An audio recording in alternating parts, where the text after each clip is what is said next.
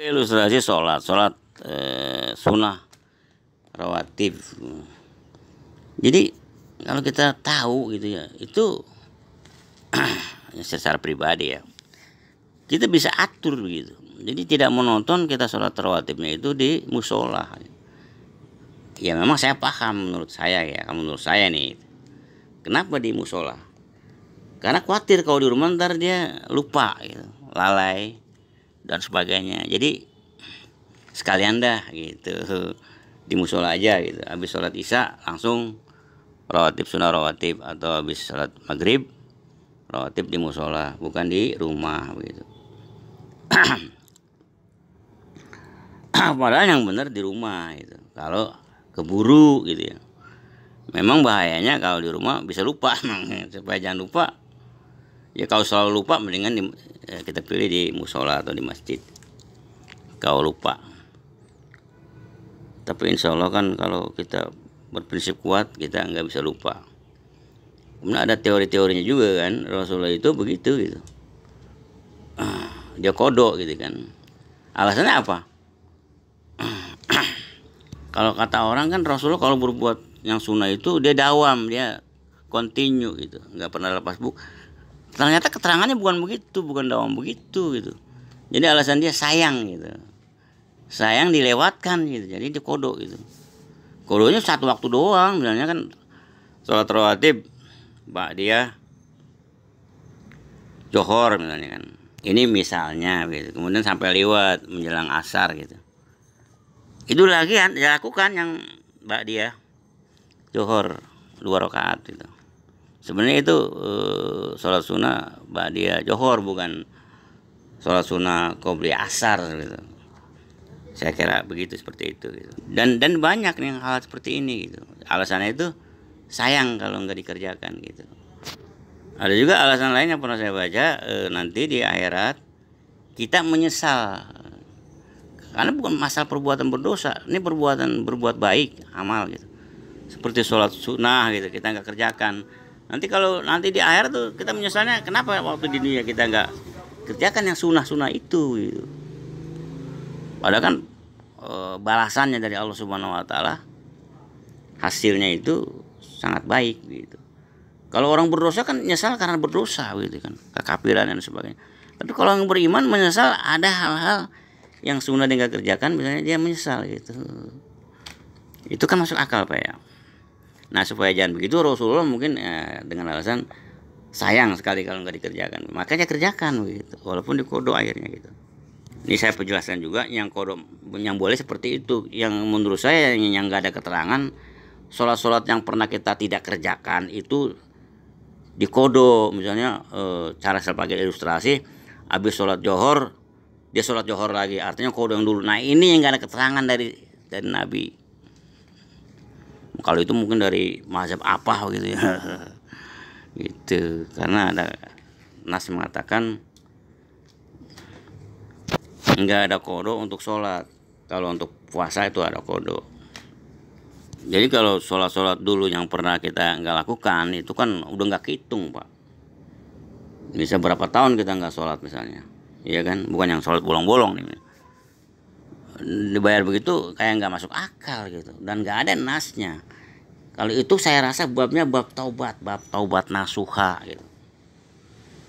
Jangan lakukan lagi yang seperti itu gitu.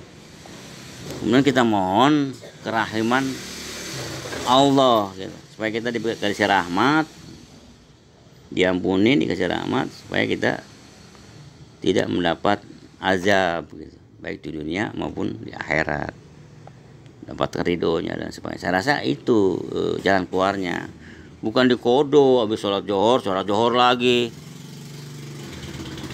sholat asar lagi untuk mengganti yang. Nah ini nggak logik dan juga nggak ada nasnya gitu.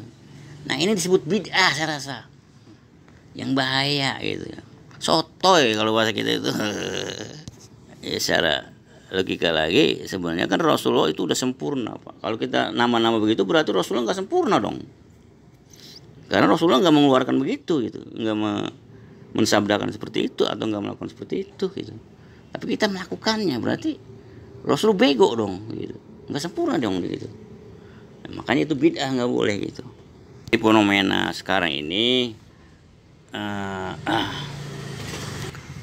manusia ibnu Adam, bangsa-bangsa di seluruh dunia ini kembali kepada Islam atau pada masuk Islam dengan kesadaran sendiri gitu. Dengan mendengar dakwah-dakwah ya, video-video di internet, di buku-buku, maupun pembicaraan langsung dari teman, dari orang gitu. Atau memang ada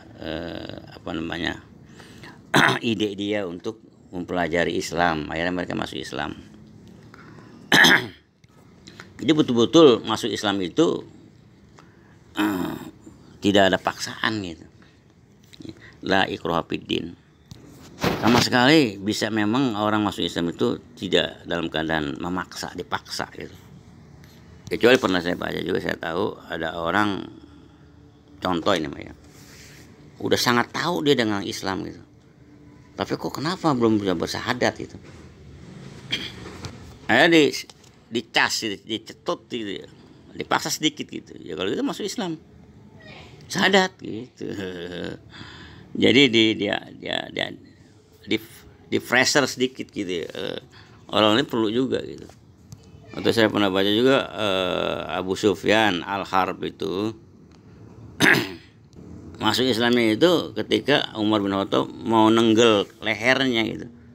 Kalau dengan bahasa kita, nah lu belum juga masuk Islam, lu mau Islam apa gua tenggel nih leher lu. Setelah itu baru dia masuk Islam. Ada juga orang seperti itu gitu ya. Ada juga orang Australia udah lama di Indonesia, tapi masuk Islamnya itu justru di Australia. Alasannya apa? Karena di Indonesia nggak ada yang ngajak-ngajak dia masuk Islam. Iya. Mungkin nggak ada yang ngajak diskusi dan sedikit mempreser gitu ya. Kalau begitu masuk Islam aja dong gitu. Mau milih apa lagi gitu ya. Nggak ada yang ngomong begitu kali ya. Akhirnya di Australia masuk Islamnya dia.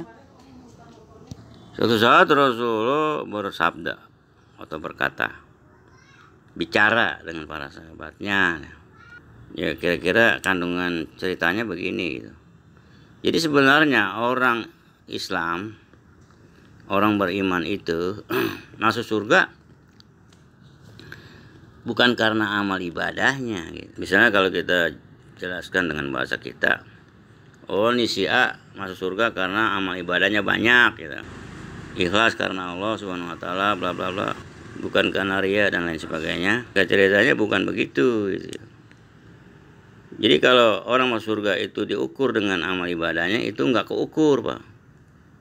Kehebatan, kenikmatan surga itu tidak sebanding dengan amal ibadah kita.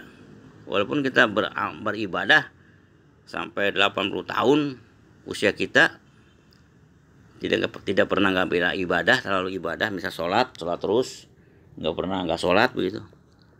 Itu masih tetap nggak sebanding dengan nilai surganya gitu. Jadi sebenarnya orang masuk surga itu karena rahmat Allah gitu.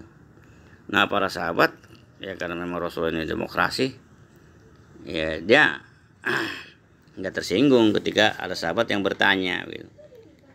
Kemudian bagaimana dengan Anda gitu? Apakah Anda begitu juga gitu? Karena masuk surga Anda itu bukan karena banyak ibadah, misalnya sembahyang 8 rakaat itu dengan satu salam dengan surah yang panjang gitu, dengan khusyuknya dan sebagainya sampai kaki bengkak.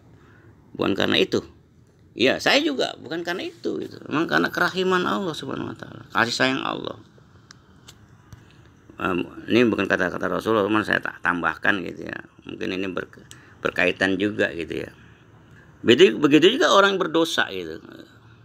Itu bisa masuk surga karena diampuni Allah Subhanahu wa taala. Kan Allah selalu begitu. Apa yang dikehendaki Allah gitu ya. Bisa juga orang yang suka beribadah kok karena kehendak Allah dia nggak dimasukkan surga, bisa aja kan begitu ya. Tiba-tiba dia nggak masuk surga, di ujung hidupnya jadi nggak istiqomah, nggak husnul khotimah, dia melenceng tiba-tiba begitu. Itu kan kehendak Allah. Tapi kita bukan secara logika bukan seperti itu. Kita tetap harus beramal yang baik, soleh yang fastabiqul khairat, yang sebagus-bagusnya. Ya, kalau bicara ini berarti bicara masalah apa ya? Masalah ilmu kalam, masalah apa ini? Filsafat atau apa? Kalau saya memang Islam saya ini sejak saya lahir, karena keturunan saya, ibu bapak saya, kakek nenek semuanya itu semuanya Islam gitu. Cuman walaupun saya keturunan Islam, tapi saya semai gitu. Saya imbu, saya rawat begitu. Saya pelajarin Islam gitu. Seperti saya tidak merokok itu saya pelajarin rokok gitu. Nah, masalah Islam, saya pelajarin Islam. Bahasa Arabnya ya, sirah nabawinya, tafsir Al-Qur'annya, hadisnya ya, akhlaknya, tasawufnya, syariatnya, ideologinya, ya, apalah sejarah orang Islamnya dan sebagainya itu saya pelajarin gitu.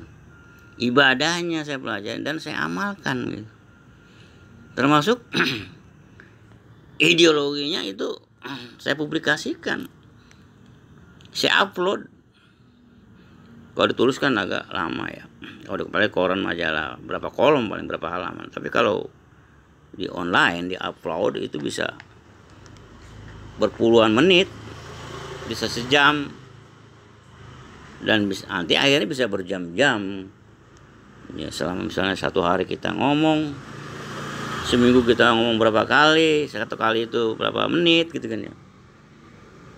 Itu kan membicarakan masalah ideologinya ya, syariatnya, ibadahnya, Islamnya, aturan-aturan Islamnya itu. Jadi saya begitu Pak gitu. Sampai saya nggak merokok. Kata orang, dokter itu ngerokok. Iya, dokter apaan? Kalau dokter jantung nggak ngerokok dia. Lihat kalau nggak percaya, secara logika begitu gitu. Karena sangat rokok itu yang dihantam itu kan jantungnya itu. Ya kalau dokter gigi mungkin iya ngerokok gitu. Atau dokter paru-paru itu nggak makan ngerokok dia, nggak ngerti gitu. Bukan dokter aja ngerti, misalnya tuh produsen rokok tuh, yang punya pabrik rokok, rokoknya maju, misalnya rokok Sampurna misalnya, kan maju tuh di Indonesia itu. Dia pemiliknya itu, produsennya dia nggak ngerokok, dia tahu rokok itu penyakit, ngapain saya ngerokok? Itu bukan dokter dia, ya bukan dokter paru-paru, bukan dokter jantung. Apalagi dokter paru-paru atau dokter jantung pasti nggak ngerokok dong gitu. Jadi bukan dokter secara umum gitu. Kan orang yang ngomong gitu hanya untuk apologia, membela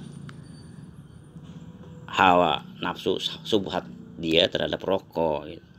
Dia nggak bisa menahan diri untuk mengikuti hawa nafsu syahwat merokoknya gitu. Apa saya nggak pernah merokok? Pernah saya merokok waktu saya di satpam. Iya. Jadi anak muda ini umur 24 tahun dia ngomong, saya sebenarnya nggak ngerokok Pak Rahmat, saya mah nih dibagi gitu.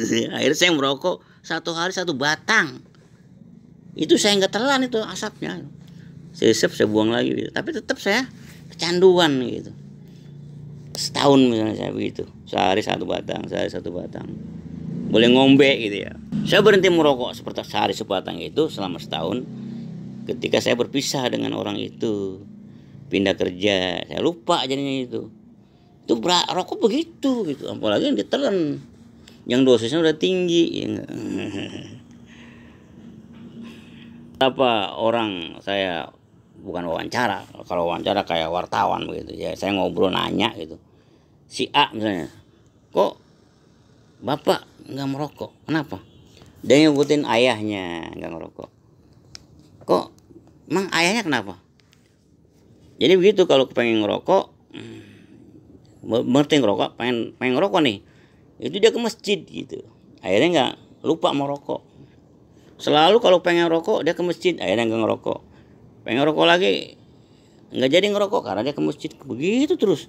Akhirnya berhenti dia ngerokok. Padahal dulu dia kecanduan gitu. Ada juga orang merokok karena dia ustad. Kalau ustad ngerokok, nanti ustaz sakit-sakitan gitu karena rokoknya kan berat, Marlboro yang kalengan gitu. Saya pernah beliin tuh, warnanya biru, kalengan isinya bukan 10-12 batang itu, Barangkali lebih dari itu, 30 batang mungkin. Udah setingkat itu dosis merokoknya gitu. Tiba-tiba dia harus berhenti merokok gitu. Karena tuntutan jamaah, kalau ustaz ngerokok ntar umur nggak panjang, nggak bisa ngajar saya lagi, ngajar kami lagi, sakit-sakitan dan bla bla bla.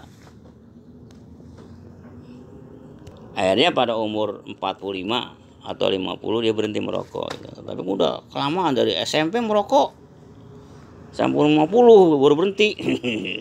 Apa keluhan dia, saya tanya. Dia bilang ketika kita berhenti merokok secara drastis begitu, badannya pada gatel gitu. Satu itu. Kedua, merasa hampa, ada yang hilang gitu. Ya iyalah, kan seluruh tubuh kita udah dipengaruhi nikotin, terus ter ya, kimia-kimia yang lain. Dosisnya udah tinggi gitu. Saya rasa usianya nggak sampai 80 ya, paling kurang lah gitu, bangsa 78 paling tua saya rasa begitu. Tapi kalau dia nggak merokok dari awal, dari kecil sampai itu, saya rasa bisa lebih, bisa 90 lebih gitu ya. Itu secara teori. Kan di internet saya baca juga seorang laki-laki kepala keluarga, umurnya bangsa 30-an. Dia orang Kristen, masuk Islam. Dia ngomong gitu. Iya, ya, kalau bahasa saya ya, dia itu dulu Kristen ya, Cina ya, udah punya anak istri ya kan. Dia ngomong gini gitu ya. Dia selama masuk Islam dia kan nggak ngerokok gitu ya, barangkali waktu di Kristen juga dia nggak ngerokok. Dia ngomong begini gitu, kan di ajaran Islam dikatakan begitu, tidak merokok itu kan baik gitu ya, iya kan, tidak merokok itu baik, berhenti merokok itu baik, tidak kecanduan rokok itu baik kan begitu gitu. Nah orang Islam ini kan puasa, kalau siang itu kan nggak merokok, dia kan kuat tuh sampai maghrib nggak merokok dari subuh ya. Islam mengajarkan gitu, kalau hal-hal yang baik kita harus teruskan, dikontinyukan, didawamkan begitu. Sayang gitu kalau nggak didawamkan. Kalau yang baik ya, kalau yang jahat mah harus berhenti. Itu kan tidak merokok di siang hari pada waktu puasa kan baik gitu, berhasil namanya. Kenapa tidak diteruskan di waktu malam gitu? Kan nggak apa-apa, nggak merokok juga di waktu malam gitu. Siang malam jadi nggak merokok. Siangnya waktu puasa kita berhenti merokok, malamnya walaupun nggak puasa kita berhenti merokok gitu.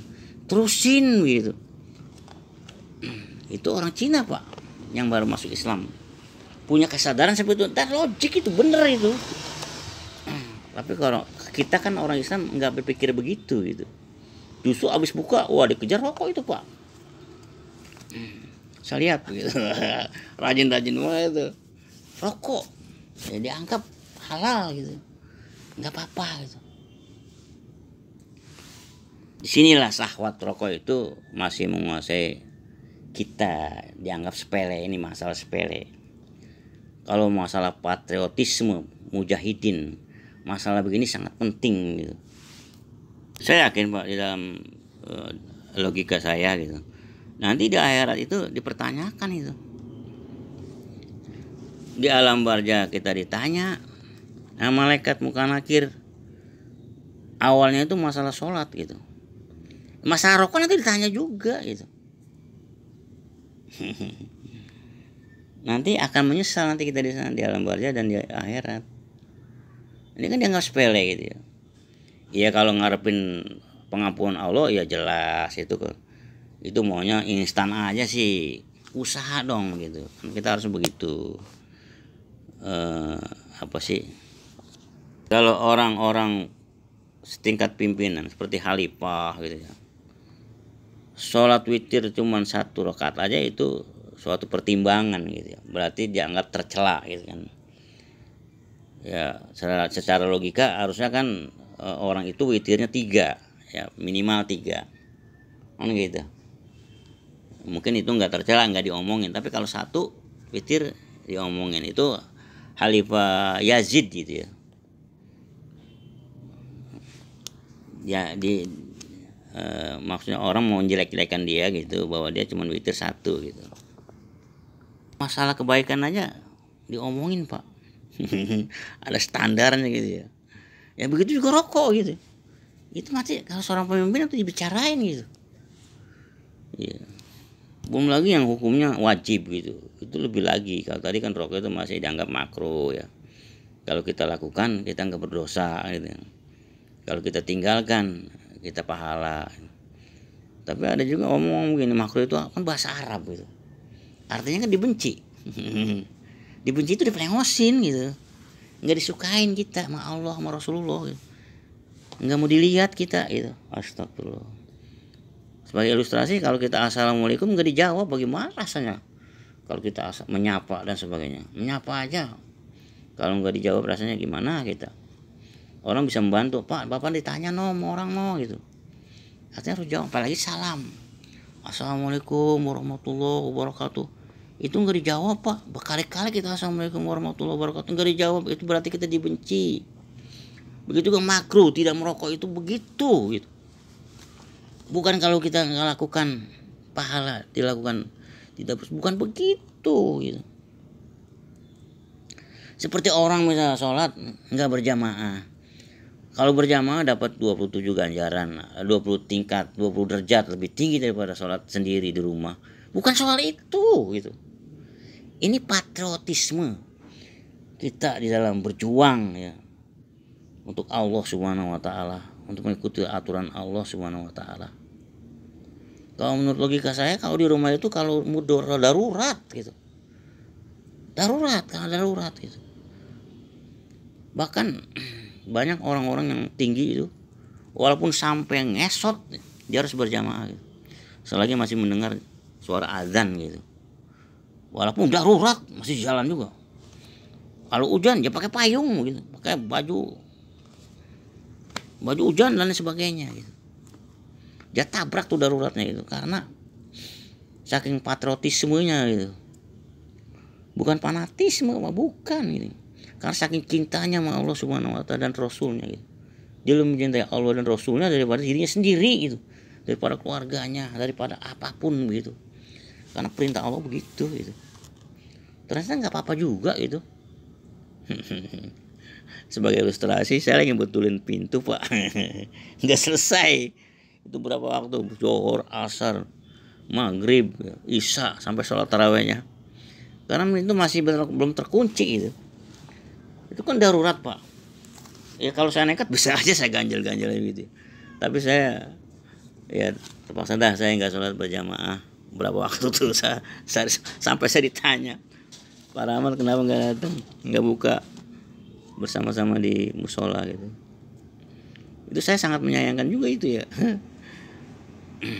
Ada lagi keterangan, Pak. Kalau kita sholat berjamaah, kita enggak ketinggalan doa iftitah imam selama 40 hari, 40 malam. Iya. Bukan 40 waktu, Pak. 40 hari, 40 malam. Itu jaminannya kita terlepas dari azab. Terus terlepas dari sifat munafik gitu. Itu seperti itu tekanannya gitu. Seharusnya ini hadis sahih nih. Ya walaupun bukan setiap bulan kita begitu gitu ya. Kita cobalah sekali gitu. Dalam seumur hidup selama 40 hari 40 malam kita begitu, tidak ketinggalan doa iftitah imam sholat kita gitu. Jadi sebelum beliau itu imam sholat rawatib kita itu baca Al-Fatihah, kita udah sempat baca doa iftitah gitu.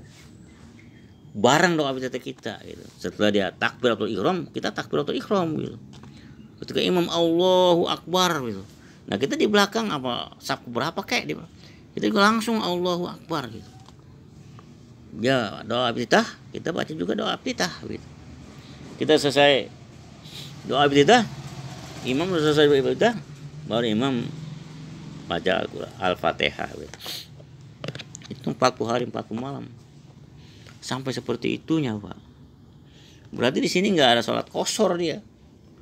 Walaupun dia musafir, barangkali dia nggak lakukan tuh qashar, jamak qashar. Iya, selalu dia berjamaah. Ya barangkali walaupun cuma berdua berjamaahnya begitu ya, bertiga gitu. Jadi bukan di musola, bukan di masjid, bisa di mana-mana gitu. Dia kondisikan seperti itu, secara logika seperti itu, Pak. Itu aja dulu, nanti kesambung lagi.